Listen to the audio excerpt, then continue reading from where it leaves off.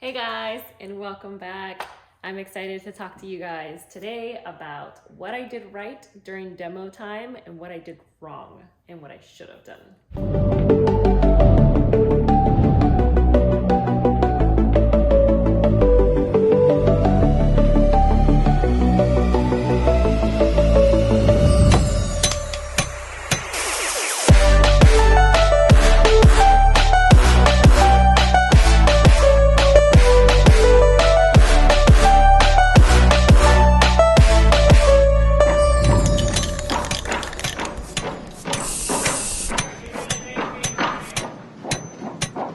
Okay, so we're standing here in the flip, okay? A lot has changed in the last 8 weeks.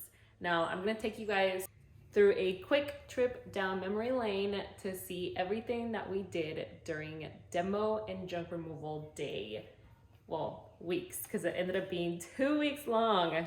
So let's watch.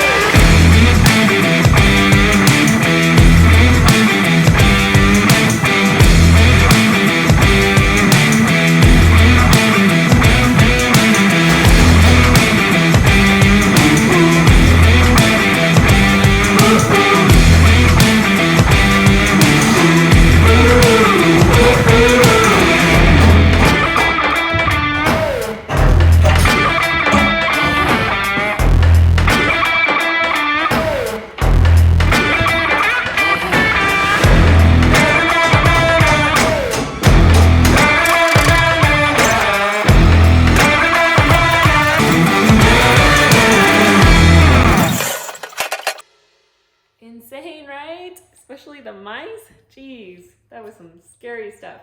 Okay, well, we definitely could not have done it by ourselves.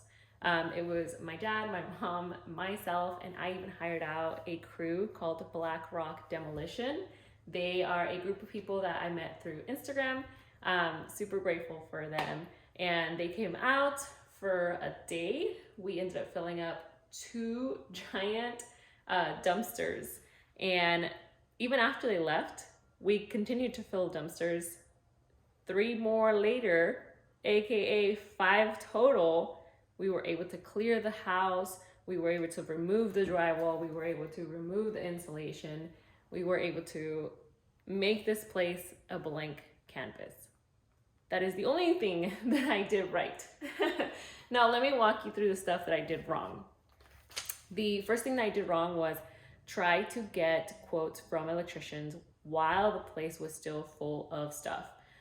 So an electrician came in here. It was still dark in here. It was all boarded up. An electrician walked in here and he's like, yeah, it's gonna be a minimum of $10,000.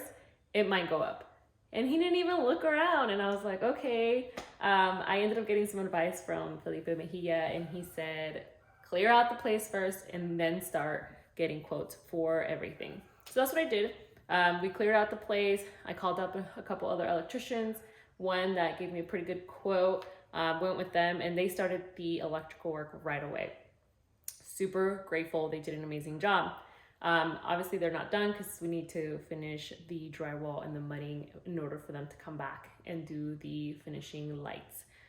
But second thing I did wrong. The second thing is I did not have measurements of where I wanted my lights, where I wanted my fixtures, where I wanted my outlets, where I wanted my switches. I didn't have measurements for vanity sizes. I didn't have measurements for fan sizes. I just kind of went with the flow. I didn't have the layout of the kitchen yet. I literally just jumped into this project without planning it. Worst mistake ever. The electrician was super cool. He was like, okay, well, this is your option. This is your other option. What would you like to do? He was also super helpful. He's like, these are the vanity sizes. You know, usually I do 2 outlets, 1 on each end. You know, the lighting above, blah, blah, blah. He helped me out so much, and I promise you I will never do that mistake again. Okay, number 3 and biggest mistake that is still slowing our project down is calling a plumber after we finished clearing out this place. In my head, I was like, oh, well, we still have a couple things that we need to do. We're not at plumbing section yet. Nope, worst mistake. Call the plumber right away, have them come in, do the rough work. Because there was an ice storm out here, a snowstorm in the area where I'm investing, a lot of houses had broken pipes, which meant that all the plumbers were occupied during the time that I ended up calling them. They were all pretty backed up from the month prior, and now it's been 2 months since, and they're still telling me they're backed up. Finally got a plumber to come here. He gave me a quote a week and a half ago, almost 2 weeks. He said, yeah, I'll come do your whatever you need me to do this week. And he's not here. I call him up. I'm like, hey, should we expect you at a certain time today? He said, sorry, I have another project that ended up taking longer than expected. I will be there tomorrow. I'm like, hey, you know what? I need you to come out here because we're trying to finish drywall, and I don't want to drywall in the areas that you're going to be working on the plumbing, because that's just doing double work. But I need to finish drywalling so that we can get the tapers and the people doing the mudding in here next week. And I'm really trying to be patient because he is the only plumber that I was able to get to actually commit to coming out here. And he did start the job, but only put in about 4 hours. He did come today, and he assured me that he will be finishing what he's doing to come in here and finish our plumbing work in the next week. The fourth thing that I made a mistake on was when our home inspector came through this property, the only person that was here with the home inspector was a realtor, and our realtor is great. He's amazing, but we weren't able to get a very in-depth home inspection.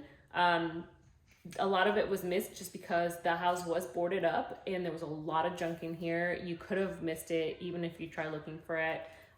Which I don't blame him, but I wish I would have ask the right questions then, because we ended up spending an extra $12,000 in replacing the entire HVAC system, something that wasn't in our budget.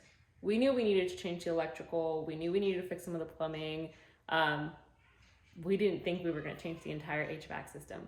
The reason we did was the HVAC system was running when the fire happened.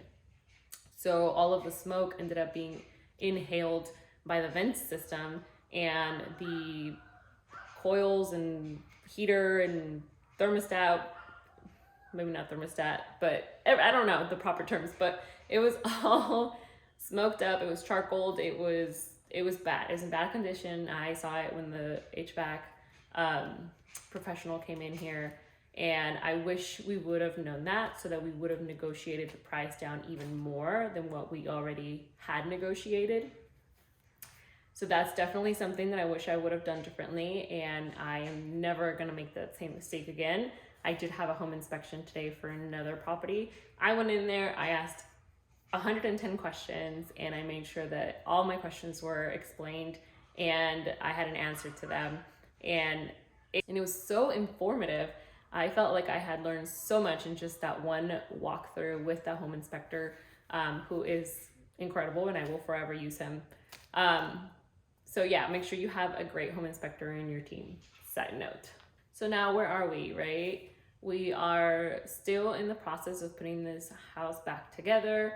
I do have a team lined up for the taping and the mudding, as I mentioned, which I hope they come out next week. And plumber is supposed to be finishing. I just really want those things to go smoothly, because we've already had so many unforeseens that I hope you all take my mistakes and learn from them. I would not want for anybody to go through all the stress and all the unforeseens that I've gone through in order to make this project happen. There's a lot that goes behind the scenes, and I hope that me being transparent with you all can learn from my mistakes and plan things out a lot better than what I have for this particular project. All right, till next time, guys, take care.